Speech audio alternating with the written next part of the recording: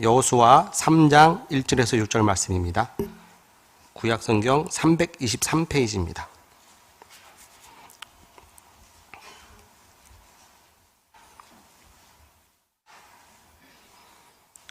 또 여호수아가 아침에 일찍 일어나서 그와 모든 이스라엘 자손들과 더불어 시담에서 떠나 요단에 이르러 건너가기 전에 거기서 유숙하니라. 사흘 후에 관리들이 진중으로 두루 다니며 백성에게 명령하여 이르되 너희는 레위 사람 제사장들이 너희 하나님 여호와의 언약궤에 매는 것을 보거든 너희가 있는 곳을 떠나 그 뒤를 따르라.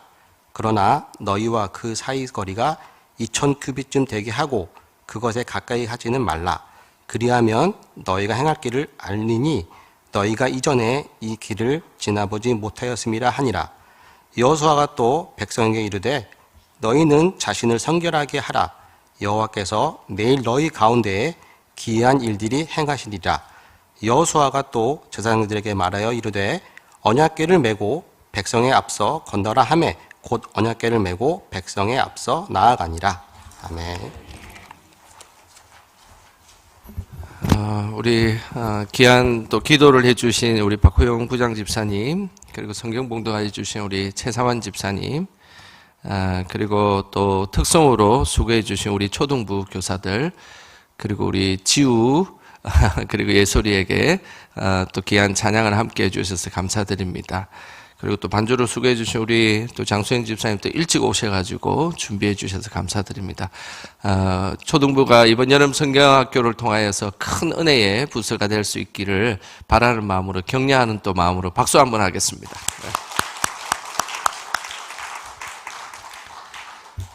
하나님께서는 다음 세대가 믿음 안에서 잘 자라기를 바랍니다. 그래서 이번 특별 여름 행사를 위한 새벽 기도는 다음 세대의 믿음이 잘 전수되었던 여호수아의 말씀을 계속해서 살펴보고 있는데요. 어제는 기억이 나십니까? 어제는 하나님의 살아계심을 고백하고 그리고 하나님의 격려를 받는 그 다음 세대는 세상을 향해서 담대히 살아갈 수 있다라는 그런 말씀을 제가 전했습니다. 오늘은 거룩하고 순결한 다음 세대라는 제목으로 말씀을 나눠보려고 합니다. 다음 세대뿐만 아니라 모든 세대들에게 하나님께서 요구하시는 것은 우리가 거룩하고 순결하기를 원하십니다. 세상의 자녀가 아니라 하나님의 자녀이기 때문에 우리는 항상 하나님 앞에서 거룩하고 순결한 모습으로 살아가는 것, 이것이 하나님께서 원하시는 믿음의 사람의 모습입니다. 미국의 USA Today라는 아주 유명한 잡지가 하나 있습니다. 매년 미국이 가장 존경하는 인물을 설문조사하는데요. 해마다 부동의 1위가 있습니다. 그 부동의 1위가 우리가 잘 아는 아브라함 링컨입니다.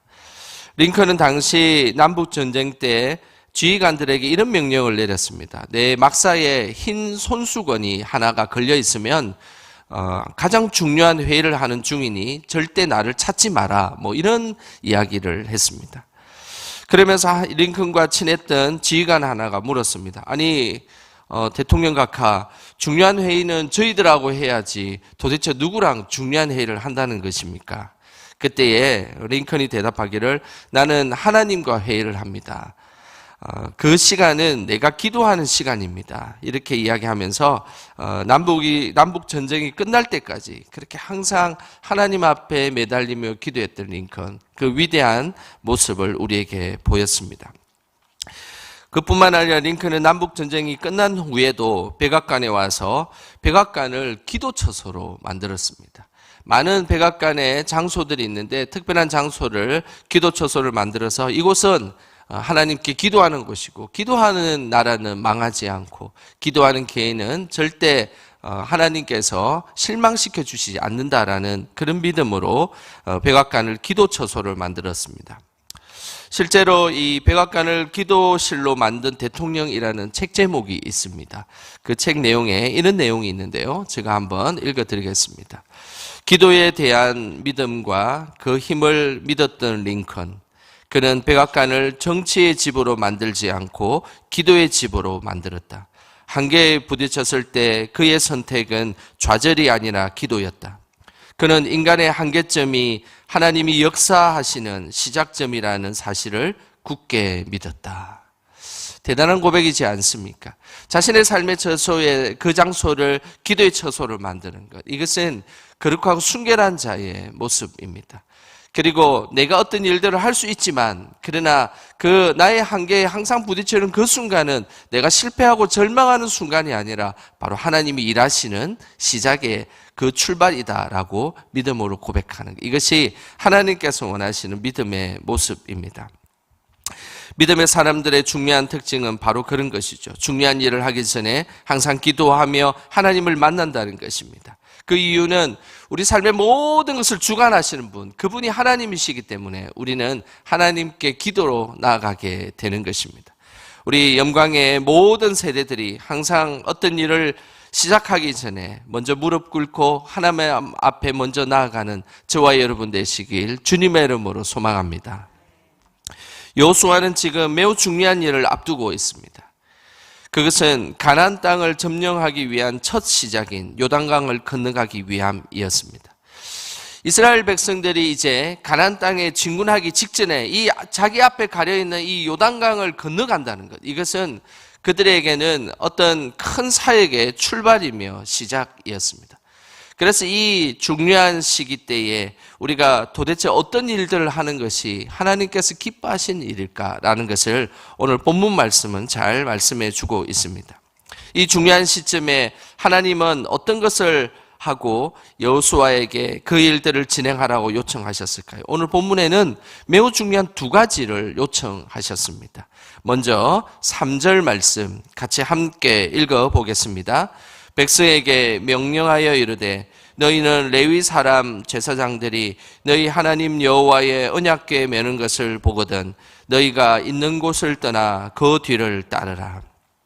하나님은 여호수아를 통하여서 이스라엘 백성들이 요단강을 건너기 직전에 해야 될 두 가지 중에 그 첫 번째는 언약궤를 뒤따르라라고 말씀하셨습니다. 이 언약궤라는 것은 매우 이스라엘 백성들에게 상징적인 의미를 가지고 있습니다. 특별히 구약의 신학적인 토대가 되는 신명기서에는 이 언약궤가 갖는 세 가지 의미를 이렇게 말씀하고 있습니다. 먼저 하나는 언약궤라는 것은 앞서서 인도하신 하나님의 역할을 언약궤가 감당하고 있다는 것입니다.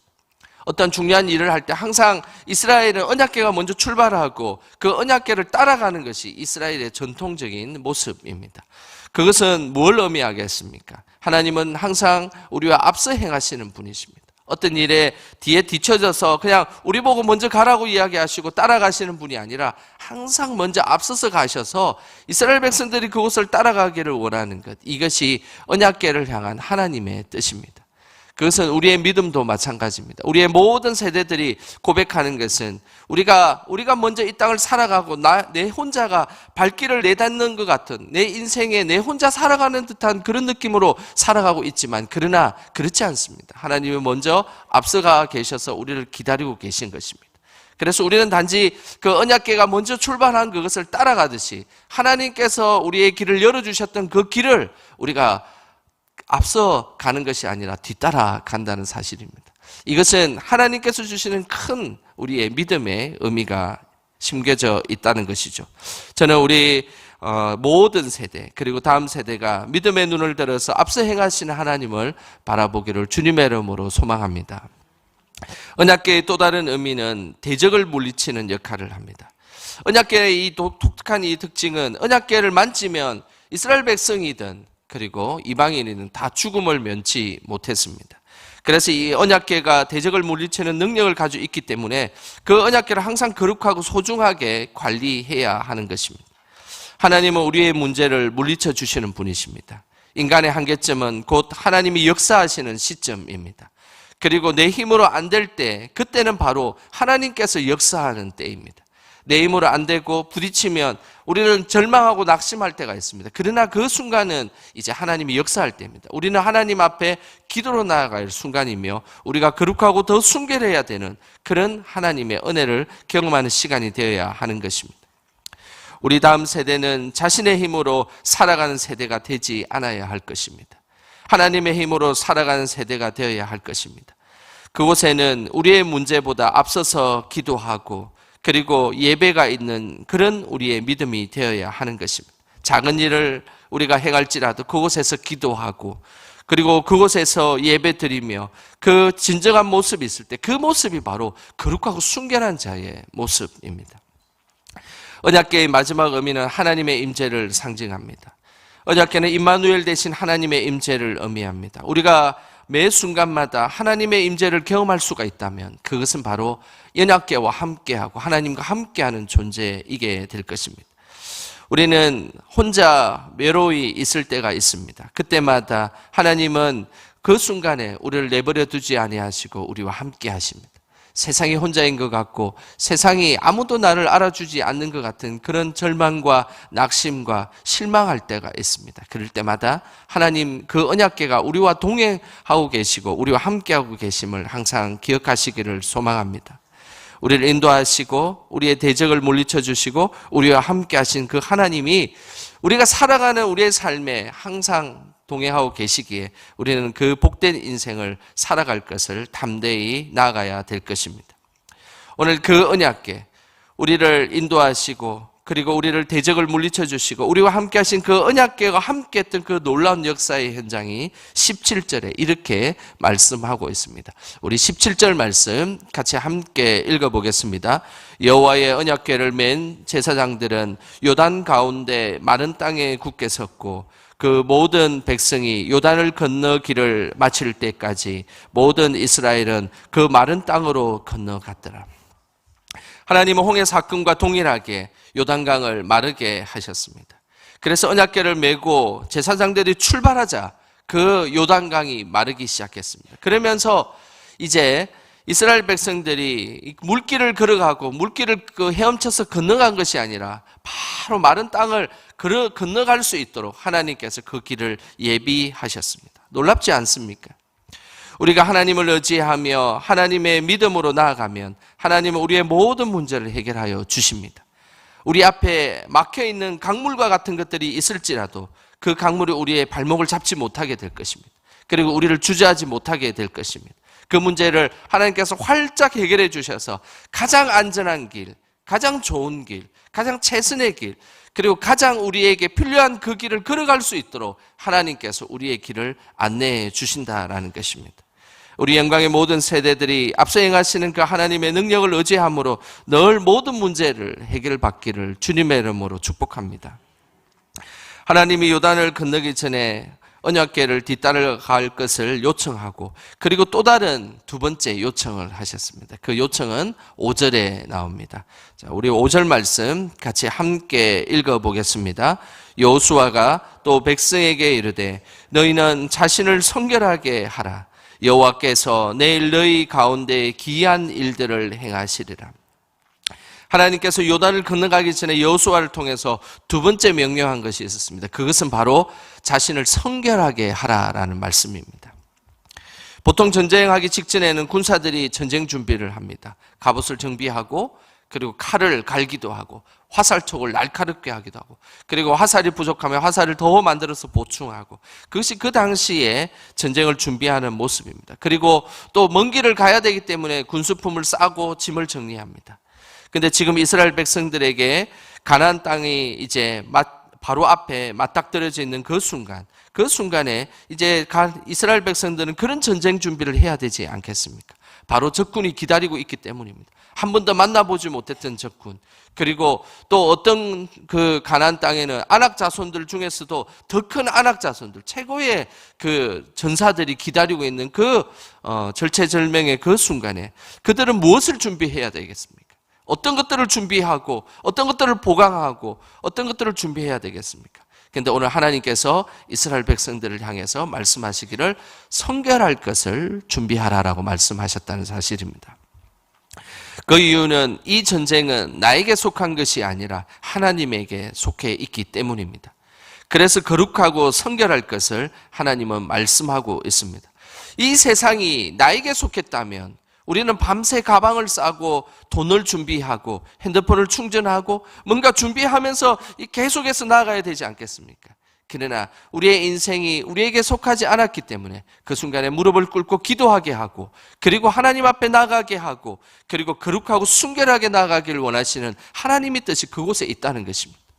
저는 우리 다음 세대들이 어떤 중요한 일들을 해낼 때 핸드폰을 충전하고, 그리고 가방을 싸고, 그리고 그 많은 것들을 준비하는 그런 다음 세대, 그에 앞서서 저는 그 다음 세대들, 그리고 우리 모든 세대들이 다 하나님 앞에 기도하는 자로 준비케 되는 그런 역사가 있기를 주님의 이름으로 소망합니다. 오늘 하나님께서는 요단강을 건너기 전에 거룩하고 순결한 모습으로 나가기를 원하셨습니다.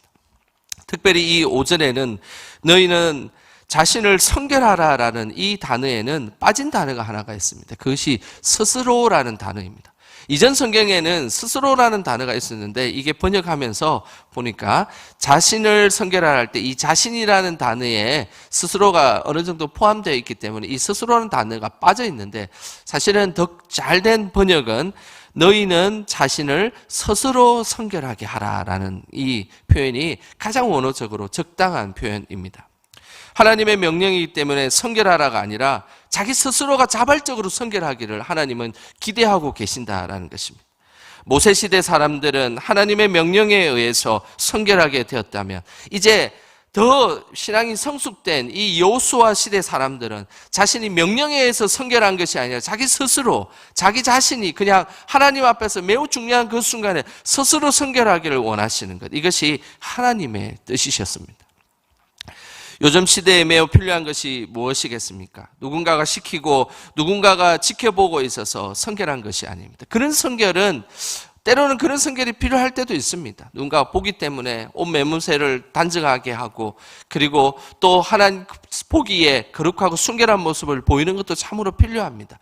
그러나 그보다 더 중요한 본질적인 것은 아무도 보지 않는 곳에서, 아무도 없는 곳에서, 그리고 누가 볼지라도 그곳에서 하나님 앞에 거룩하고 순결하게 나아가는 것입니다. 이것이 하나님께서 원하시는 믿음의 모습입니다. 온 세상 천지에 CCTV가 깔려 있습니다. 그래도 그곳에는 사각지대가 존재합니다. 우리 교회도 16개의 CCTV가 있습니다. 혹시 알고 계십니까? 우리 교회도 곳곳에, 그래서 한 번씩 제가 그 CCTV에 무슨 일이 있는지 볼 때가 있는데, 그래도 그 우리 교회에 16개의 CCTV가 있어도 여전히 사각지대는 여전히 존재합니다. 도대체 그곳에서 무슨 일이 있고 무슨 이야기가 오고 가고 무슨 생각들을 하는지 우리는 알 수 없습니다. 하지만 하나님이 지켜보는 세상에는 사각지대가 존재하지 않습니다. 또한 하나님은 눈에 보이는 그 세상뿐만 아니라 영이신 하나님은 우리의 심령까지도 사각지대가 존재하지 않음을 말씀하고 있습니다. 그래서 우리는 그 자리에서 거룩하고 순결해야 합니다. 거룩하고 순결할 때 하나님은 우리의 삶을 기뻐 받으신다라는 사실입니다. 애플이라는 세계 최고의 기업을 만든 고 스티븐 잡스가 있습니다. 이 스티브 잡스는 자신의 아버지에게 항상 들었던 이야기를 직원들에게 이런 이야기를 했습니다. 제가 한번 그 인터뷰 내용을 소개하도록 하겠습니다. 좋은 목수는 뒤쪽이 벽을 향해 아무도 보지 못한다고 해서 싸구려 합판을 쓰지 않아요. 목수 자신은 알기 때문에 뒤쪽에도 아름다운 나무를 써야 하지요. 스티브 잡스가 항상 그 직원들에게 하는, 그 소비자들이 보지 않는다고 해서 그 곳을 허투루 만들지 말라, 최선을 다해서 만들라라고 이야기를 했습니다. 그래서 제가 애플 제품을 몇 가지 쓴 적이 있는데, 그리고 지금도 쓰고 있는데, 이것도 지금 그 애플에서 만든 그런 제품입니다. 그런데 저는 그 애플 제품을 쓰면서 참 그 감동이 되는 것은 뭐냐면, 실제 이 기계뿐만 아니라 기계를 싸고 있는 박스까지도 소중하게 만든다는 것이죠. 박스를 얼마나 잘 만드는지, 도대체 이거를 재활용으로 버리기가 너무 아까워가지고 제가 한동안 버리지 못하고, 이 박스가 아무짝에도 사실 쓸모가 없거든요. 근데 너무 잘 만든 거예요. 이 박스 하나도 너무 이렇게 섬세하게, 이 염새 하나까지 그렇게 잘 만들어서 제가 버릴 수가 없어가지고 한동안 계속 가지고 있다가 최근에 얼마 전에 버렸습니다. 왜 그럴까요?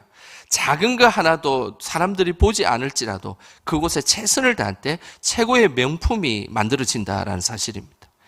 우리의 믿음의 모습도 마찬가지입니다. 누가 보지 않아도 그곳에서 최선을 다하며 살아갈 때, 그곳에 거룩하고 순결함이 있을 때 우리가 하나님 앞에 진정한 명품으로서의 삶을 살아가게 된다라고 말씀하고 있는 것입니다. 우리 모든 세대들은 최고의 명품들이 다 되어야 합니다. 그것은 아무도 보지 않는 곳에서 거룩하고 순결하며 성결하게 나아갈 때 그곳에 우리가 최고의 명품으로 이 땅을 살아갈 수 있게 된다라는 사실입니다. 저는 우리 영광의 모든 세대들이 거룩하고 성결한 예배자들이 다 되어서 평생에 하나님만을 따라감을 통해서 하나님 앞에 최고의 명품으로 이 땅에 하나님 앞에 드려지는 저와 여러분 되시길 주님의 이름으로 축원합니다.